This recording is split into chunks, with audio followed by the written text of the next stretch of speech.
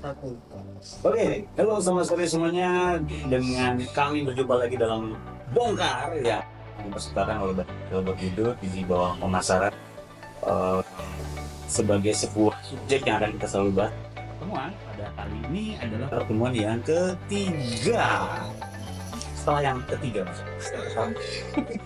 tiga, itu yang keempat ya. Ini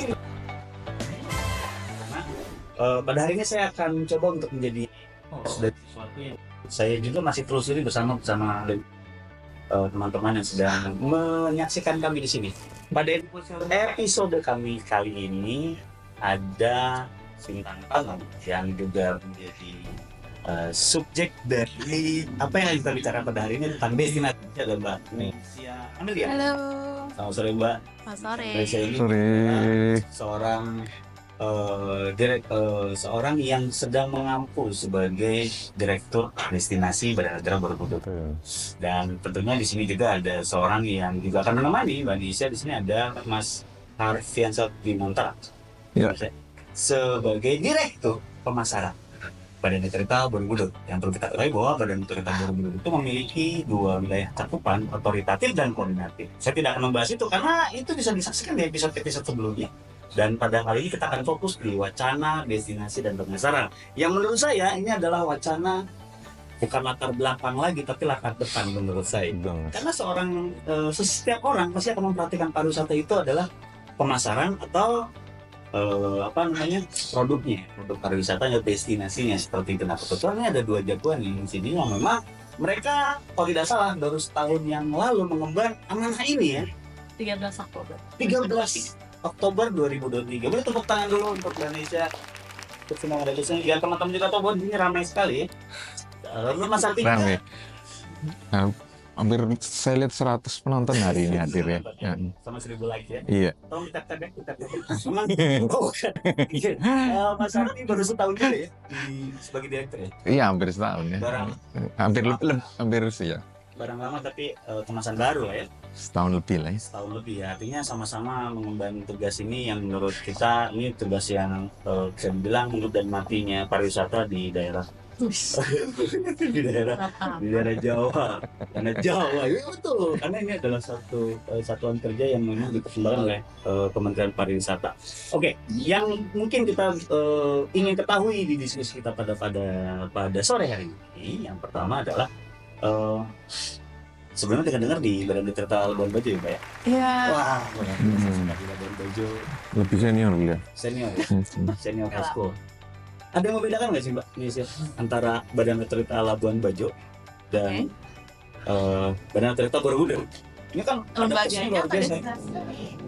Secara pengalaman lah, kita kan menggali pengalaman pribadi, karena di Bongkar ini kita mencoba untuk mencari intisari dari keruwetan yang terjadi dimanapun. Pariwisata itu kan kompleks ya. Tujuan Bongkar itu pertama. Pariwisata itu kan kompleks. Kita mencari ide yang paling dasar sebetulnya. Itu kan sebetulnya sederhana ya, lahir dari sederhana. Pemikiran sederhana, apalagi pemikiran muda yang pasti harusnya bisa dicerna dengan cara yang sederhana. Jadi mungkin kita berangkat dari situ Mbak. Apa sih bedanya pada waktu di Labuan Bajo dan di Badan Otorita Borobudur ini? Oke, yang pasti nggak ada Mas Hati. Waduh. Iya benar sih. Benar ya. Itu udah pasti. Udah pasti. Terus mungkin komposisinya ya. Kalau teman-teman di sana kan sama sih juga banyak yang muda-muda.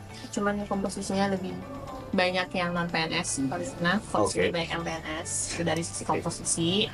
Terus dari segi destinasi jauh berbeda. Di sana kan kepulauan, laut, kebanyakan ya, terus alam, lebih ke alam. Kalau di sini banyaknya kan kota Jogja, culture, terus ada alamnya juga, kombinasi a bit of everything gitu. Jadi secara program pun pasti beda. Apalagi dulu saya kan megangnya IPKK.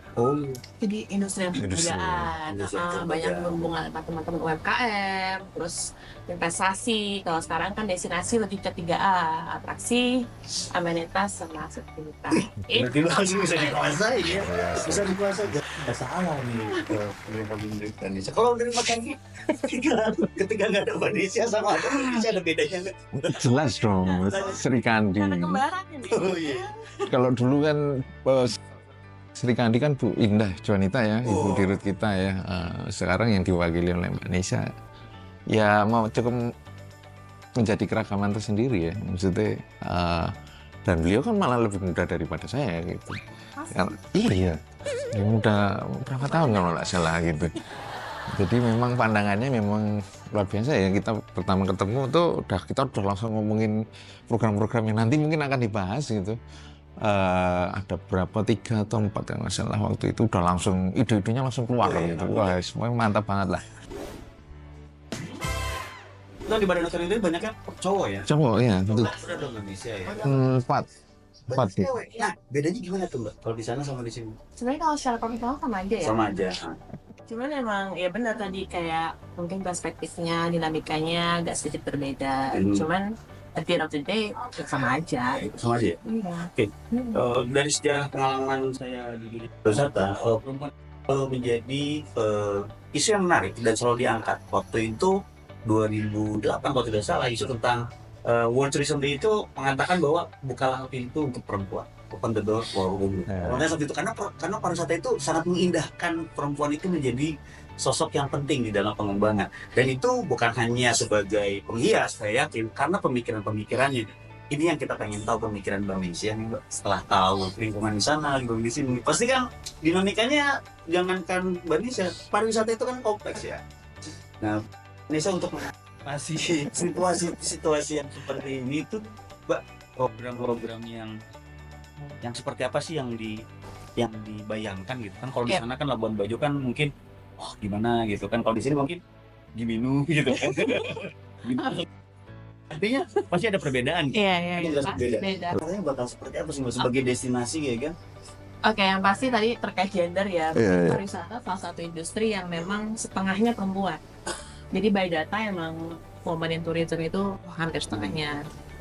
Baik itu di level yang grassroots, desa wisata misalnya, atau yang di industri, di perhotelan dan lain sebagainya itu seimbang. Kita juga bisa lihat di komposisi kementerian kan juga banyak Srikandi, pemimpin-pemimpin perempuannya juga. Jadi memang industri ini sangat Pertama kali ya. Menyenangkan. ya, sangat mendukung keberadaan kesetaraan gender. Iya. Nah, kalau bedanya apa? Sebenarnya sih saya bilang at the end of the day sebenarnya sama aja, karena kan perempuan itu bukan ya kita pengen kompetisi dengan laki-laki atau kompetisi dengan satu sama lain gitu ya, tapi memang mungkin ada hal-hal yang sifatnya lebih minim dalam diskusi yang kadang-kadang kita lebih berempati mungkin, atau kita memberikan perspektif pengalaman kita sebagai perempuan di lingkungan yang mungkin cenderung patriarki gitu, dan bagaimana itu dampaknya ke industri pariwisata gitu. Jadi lebih kepada complementing instead of competing dengan gender laki-laki gitu. Sebagai seorang perempuan yang bekerja di Badan Otorita Borobudur, sebagai seorang direktur yang juga pasti memiliki visi, sebagai pribadi ya, pasti punya pandangan dong. Pasti punya pandangan. Oke. Ini kan beda pada saat seorang perempuan memiliki pandangan masuk ke dalam suatu institusi, kan dia pasti akan punya perasaan yang lebih touchy, iya kan? Kok jadi? Touchy ya kan? Jadi Sebagai perspektif Mbak Nisha aja, sebelum masuk ke program yang resmi, kita pengen tanyakan perspektif Mbak. Oke. Harusnya kayak gimana sih? Nggak apa-apa kalau dibongkar ini kan boleh curhat. Curhat banget. Tanpa harus mau kayak yang lain. Saya yakin setiap direksi maupun kadif, pegawai level apapun pasti punya tujuan dan mimpinya masing-masing. Kita gabung dalam satu kapal BOB gitu ya. Tapi at the end of the day memang ya kita hanya memberikan masukan, dan intinya pimpinan kita lah yang sebagai direktur utama, dan di atasnya lagi ada deputi dan lalu ke menteri gitu yang memutuskan arah kebijakannya kemana gitu. Kalau misalnya dari saya pribadi mungkin ada beberapa inovasi ya mungkin yang sebelumnya belum ada dan ingin dicoba bareng-bareng dengan teman-teman direktorat yang lainnya juga. Contohnya dengan pemasaran, kita mau bikin, boleh spill nggak sih? Boleh. Belum ada ini ya? Ini eksklusif. Oh gitu. Dibongkar kita spill. Oke. Gitu. Kalau menurutku ya, Badan Otorita ini kita punya posisi ini yang luar biasa privilege. Kenapa? Karena kita ini istilahnya kemudian pemerintah pusat yang berada di daerah dan kita bisa koordinasi dengan lintas Oke. pentahelix. Posisinya enak ya. Strategis. Jadi bagaimana kita bisa leverage on that position supaya kita juga bisa membantu ngembangin industri pariwisata di sini gitu. Nah, dari perspektif nasional kita bawa ke sini ada beberapa ide sih yang pengen coba digulirkan ya. Kayak contohnya sama Mas Hati kita mau bikin mungkin kalau dengar travel pass nggak sih? Kayak di Swiss tuh punya, terus Korea Selatan tuh punya. Travel pass ya. Ya, Ya, travel ada pass. Mastercard dan lain sebagainya. Negara-negara lain tuh sebenarnya udah punya yang namanya travel pass. Nah, di Indonesia tuh belum ada. Tapi menurut saya travel pass ini tuh bisa ngebantu kita untuk punya kepadatan yang lebih terintegrasi. Karena ketika kita programnya, aku kan ngomonginnya end game-nya ya, end game-nya kita kan satu sustainable tourism, bagaimana itu tercipta gitu. Yang kedua, gimana sih semua aset-aset produk-produk yang kita punya, segala aksesibilitas, amenitas, atraksi itu bisa terintegrasi dan gak sendiri-sendiri jadinya gitu. Jadi si travel pass ini intinya sih ngebantu wisatawan untuk memudahkan mereka dari poin satu ke poin destinasi lainnya melalui akses darat, laut, dan udara. Tapi mereka juga jadi tahu, oh ternyata di destinasi DIY nggak cuma ada keraton doang, tapi misalnya ada Pulau Togo, di sana kan ada daerah persawahan, ada para layang dan lain sebagainya. Nah, itu bisa tercapture dari si travel pass ini, yang mana kebetulan kita kan BOB kan BLU ya, Badan Layanan Umum, jadi memang kita ada istilahnya PNBP yang kita hasilkan dari si travel pass ini, karena akan kita jual secara publik gitu ya, ke publik untuk bisa memberikan masukan juga buat PNBP kita gitu. Jadi satu outcome-nya sustainable tourism, karena kita memastikan itu jadi sistem monitoring ke depannya, yang mana secara front end itu bentuknya mungkin physical travel pass, tapi back end-nya itu jadi kayak command center yang dimana kita bisa mantau nih, oh ternyata pergerakan wisatawannya kesini, nah off stay-nya kesini, jadi lebih terukur gitu. Satu lane off stay-nya, terus mereka kita destinasi apa, kita bisa kontrol carrying capacity-nya. Itu kan beberapa poin-poin yang menunjang pariwisata berkelanjutan gitu. Karena kan kita tidak bermain di area mass tourism ya, kita bermain di area bagaimana kita menjaga alamnya, menjaga masyarakatnya, tapi ada benefit ekonominya juga. Ini pemikiran travel pass ini hadir di bulan keberapa waktu Mas? Bulan keberapa? Itu kan berarti satu yang penting. Bahas awal-awal sih. Dewan udah langsung. Dewa udah ngobrol Anak-anak muda. Beda. apa Get gitu the leads ya, memimpin lompatan-lompatan. Mas Hati gimana merespon pada waktu itu? Iya. kan emang ini perlu proses, karena ini kan back and front ini kan kompleks ya, dan ini baiknya kita memang kolaborasi misalkan dengan Kominfo, dengan imigrasi dan sebagainya. Jadi ini tidak hanya output buat pariwisata, tapi bisa buat security issues. Misalnya kita mengontrol imigrasi dan lain sebagainya, dan kita sebagai regulator di pemerintah itu bisa melihat atau merubah kebijakan based on data yang kita terima dari itu gitu. So evidence based policy-nya bisa berjalan. Anyway, itu bakal panjang banget sih buat dijelasin. Mas Hati benar dengar cerita seperti ini atau ini ditambah-tambahin cerita? Ini ditambah-tambahin Mas. Pada waktu itu ngobrolnya di mana? Terus bisa seru kayak gini. Kayaknya seru Mas. Iya, intinya kan kita punya semangat tuh meredefinisi ya dari destinasi itu sendiri dan juga pemasaran itu sendiri. Dari aksesibilitas itu dibaca tidak hanya dalam konteks transportasi gitu ya, tapi juga tadi seperti disebut Mbak Nisa, menghubungkan titik-titik ini yang paling penting. Kalau bahasa sering saya bilang itu ya kita connecting the dots gitu, bukan ya kita create line gitu, kita bikin jalurnya ini. Dan di situ akan ada konteks yang baru, dalam hal ini juga pemasaran akan masuk di situ, karena ada apa istilahnya paket wisatanya di situ, di mana ada jalur baru yang bisa dikembangkan, kemungkinannya endless gitu untuk travel pass ini dalam konteks pengembangannya ya, rencana ke depannya ya, karena belum pernah dilakukan sebelum. Kita kan nyari memang sesuatu yang belum pernah dilakukan. Kalau sudah dilakukan ngapain gitu, atau istilahnya ide Kalau semua orang punya ide yang sama berarti malah bukan ide yang bagus.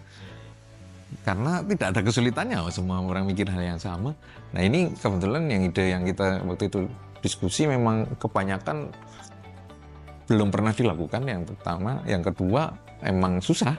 Ini udah kebaca nih ke tingkat kesulitannya seperti apa, tapi justru disitulah tantangan. Kita cari challenge-nya gitu, yang mana di situ kesempatannya. Pada waktu itu Mas Arti meresponnya dengan program apa nih? Maksudnya Travel Pass ini bisa Travel Pass itu ya tadi seperti disampaikan Mbak Nisa. Jadi ini nggak satu hal ya berdiri sendiri ya. Ini akan banyak hal yang ada di situ, link dengan database yang rencananya waktu itu memang kita kembangkan. Nanti akan dijelaskan juga apa istilahnya kemarin? Java itu ini di spilling. Nanti Mbak Nisa aja yang nyepil gitu. Mbak Nisa aja yang nyepil gitu. Terus ada satu lagi, memang ada program yang memang nanti akan kita gabungkan juga gitu. Aku sampai lupa saking banyaknya bahasanya waktu itu. Tapi semua itu kemarin diskusi itu diramu jadi program 3 program ya kalau nggak salah ya. Itu yang memang rencananya dikembangkan BOP ke depan dalam konteks BOP tidak hanya sebagai satuan kerja dalam konteks koordinatif, tapi juga kita juga sebagai badan layanan umum memberikan pelayanan terbaik untuk wisatawan gitu. Jadi memang bukan kita bersaing dengan teman-teman pelaku, tapi kita merangkul semua lah untuk memberikan layanan yang lebih baik gitu. Visinya sih begitu, atau niat baiknya seperti itu. Tadi itu yang kita bicarakan adalah sebuah mimpi dari 2 sosok anak muda yang memang berkomunikasi karena mempunyai tugas dan tanggung jawab untuk menjaga negara ini bisa lebih oke di dalam pariwisata ya, terutama di Jawa. Tadi adalah sebuah spilling, tapi memang itu adalah sebuah mimpi yang menurut saya sih memang harus dikejar dengan runtunan proses-proses yang makanya tidak sebentar mungkin ya.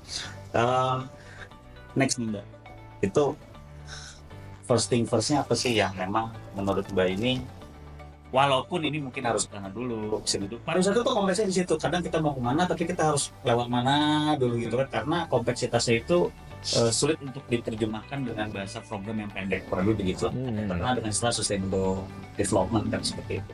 Mbak Nisha, jangka pendeknya deh. Jangka pendeknya terlepas dari berhubungan dengan travel pass atau tidak gitu ya. Tapi pastikan Mbak Nisha ini kan sudah mau Desember nih ya. Apa sih yang sudah dilakukan di tahun ini, dicobakan dilakukan di tahun ini, dan mungkin tahun depan nggak usah di-spill lah, maksudnya sesuatu yang mungkin Tadi udah di-spill. Udah di-spill. nggak usah di-spill. Cuma maksudnya Memang gitu kan. apa yang sudah dilakukan di tahun ini dan refleksinya seperti apa? Ini udah mau Desember kan ya? Desember kita mau ngegas, ngerem, atau gimana nih? Indonesia punya trik seperti apa? Karena kan yang di atas kan menteri-menteri itu kan mereka lagi 100 hari program gitu kan. Saya nggak tahu apakah bisa beda, tapi kita perlu optimisme di situ. Nah, Indonesia sendiri nih dengan waktu yang sudah dilalui dan waktu yang tersisa, yang dipikirkan sama Mbak untuk bisa kita solve atau bisa kita develop. Ya pasti kita gaspol terus ya. Gaspol. Gaspol. Jadi emang gaspol ini kata yang tricky karena enak diucap gaspol gitu kan, tapi menyakitkan ketika kita jalanin itu. Ada tuh namanya tricky. Oh iya. Gitu. Target utama kita tuh ngembangin lahan otoritas sebenarnya. Jadi yang kita ngomongin tadi kan lebih ke koordinatif plus otoritatif. Nah, target utama cuma ngembangin lahan yang perbat 3 kabupaten, Purworejo, Kulon Progo, dan Magelang. Itu 309 hektar, dan memang itu dimandatkan untuk dikembangkan jadi kawasan pariwisata baru di daerah DIY Jateng. Nah, selama setahun terakhir, karena kita fokus ke situ, jadi kita fokusnya banyak, Mas. Fokusnya banyak Gitu ya. Prioritasnya banyak. Makanya ini emang Garut ya. Anak muda, Uban-ubannya makin nambah. Gimana Pak? Karena kita fokus ke lahan, jadi yang ada itu kita kembangin. Kayak dulu tuh udah ada glamping ya, tapi ya dari tim yang Sakti dan teman-teman BOB sebelumnya udah ngembangin glamping, tapi glampingnya kita tambah atraksinya, karena kan destinasi bagian mengembangkan atraksi tuh. Atraksi. Gitu. Dan sekarang tuh udah ada ATV, udah ada paintball, udah ada flying fox, terus juga udah ada itu masuk ke adventure tourism. Wih. Terus yang kedua ada wellness tourism, kita bikin spa di sana. Kenapa? Karena spa Jawa itu menjadi kekhasan sendiri ya, dan daerah kita itu di area Bukit Menoreh itu sangat menunjang karena hutan-hutan gitu, hutan-hutan gitu, dan sangat cocok buat wellness gitu. Nah yang ketiga ada sport tourism yang dikembangkan sama timnya Mas Arfi juga, sama tim. Ya kita kan satu rumah, gimana sih? ini kayaknya ngorek-ngorek yang nggak bener ya. Gimana Mbak? Kita udah bikin, Mas Arfi bikin downhill kemarin. Terus juga ada track buat trail run baru gitu. Jadi karena alam, fokusnya sport tourism, kita mengembangin itu bareng-bareng gitu. Ketiga, terus yang keempat ada cultural tourism. Kita ada amphitheater di sana buat pagelaran seni. Terus juga ada cafe yang baru dibangun juga buat naikin kearifan kuliner lokal yang ada di sana. Dan yang adventure, sport, wellness, cultural. Kok aku jadi lupa sendiri ya? Oh, Eko. Oh my gosh. Ini kan kolaborasinya ya, sering mengingatkan. Iya, grogi kalau di kamera gitu. Ekotourism. Ekopatrio. Ekoturisme. Enggak. Nah, terus ekotourism ini karena kita kan di area hutan gitu ya, of course kita mau menjaga sustainable tourism. Nah, kita kerjasama sama mitra strategis kita sesama teman-teman pemerintahan dari BKSDA, Balai Konservasi dan Sumber Daya Alamnya Kementerian Lingkungan Hidup dan Kehutanan. Yang sekarang Kementerian Kehutanan yang Saya nggak tahu masuk mana mereka ya. Kehutanan gitu ya. bisa pecah-pecahin. Kita kolaborasi sama mereka untuk ngembangin daya tarik wisata khusus, minat khusus kayak bird watching, terus trekking dan lain sebagainya, di mana nanti wisatawan yang datang itu nggak hanya cuman bisa jalan-jalan trekking, tapi belajar, oh ternyata di sini tuh ada elang, terus di sini tuh ada flora fauna yang memang khas sana kayak anggrek Menoreh dan lain sebagainya.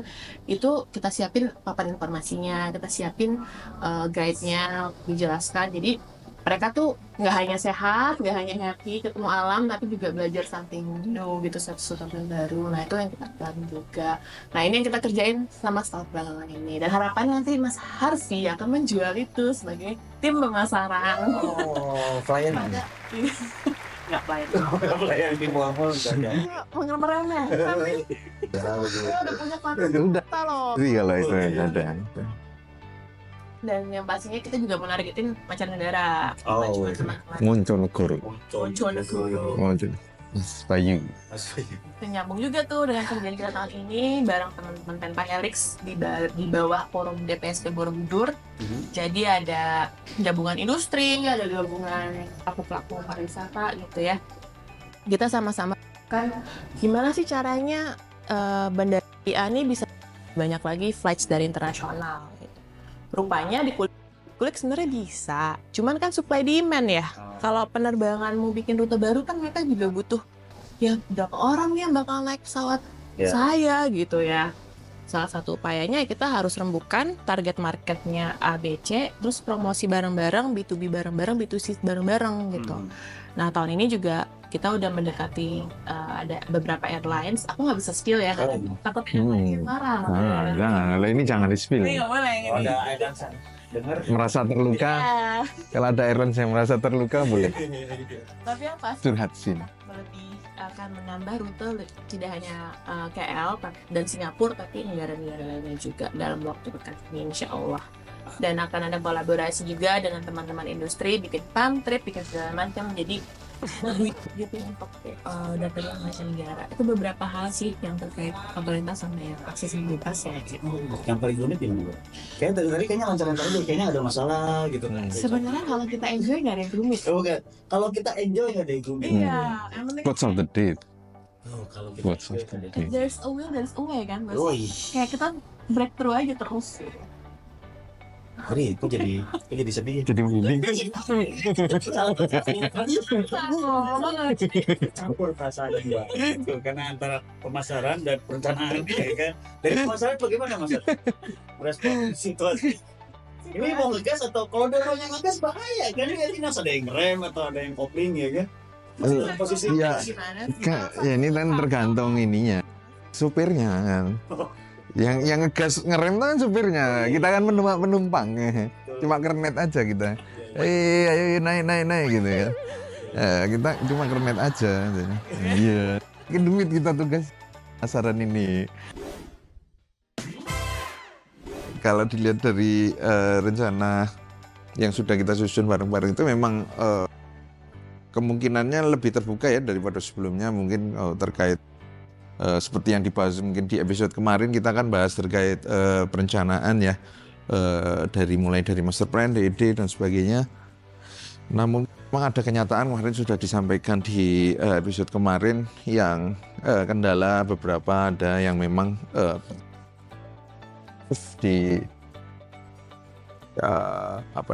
diselesaikan gitu ya. Tapi kalau kita hanya berhenti di situ kan berarti ya fokus di situ tetap untuk memperbaiki beberapa kendala yang memang perlu diperbaiki. Tapi di satu sisi kita kan mengembangkan produk-produk baru tadi yang seperti disampaikan, yang sudah di-spill kan Jawa Travel Pass tadi ya. Itu kita diskusi, memang ada beberapa step yang akan kita coba lakukan ke depan, dari uji coba, nanti test market dan sebagainya, yang memang kita perlu analisa ulang mungkin ya, kita setelah diuji cobakan dan sebagainya. Kerjasama tentu dengan para pemangku kepentingan lain, asosiasi terutama yang Astindo dan sebagainya, semua pelaku lah kita rangkul gitu untuk pengembangan ke depan. Dan memang ya semangatnya kita selalu mencoba untuk mencari inovasi yang baru terkait pengembangan baik di otoritatif maupun di koordinatif gitu. Karena kalau ibaratnya kita hanya berhenti di masalah, ya masalahnya selalu ada gitu. Kita cari masalah yang lain aja.